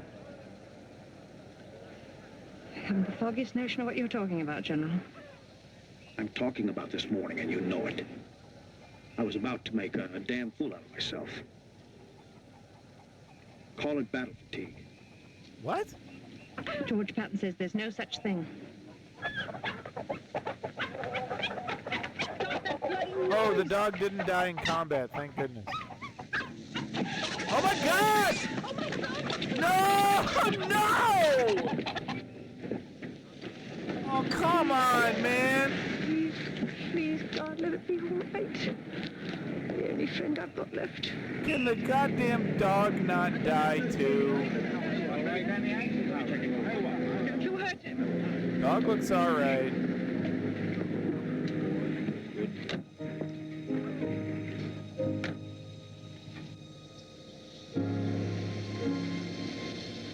Wait, what did he say? Made a fool of myself? Battle fatigue? Did he make a move? Did I miss something?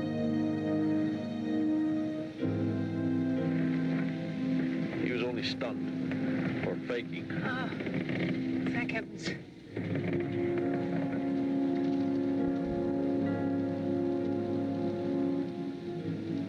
I saw the look on your face when you picked him up, and I felt very sad. I don't think I could ever show as much feeling over a person openly as you showed over this fool dog.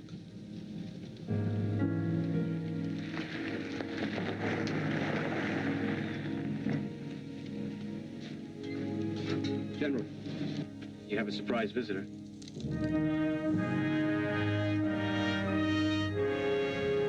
Good Lord, the Prime Minister looks happy. That means trouble.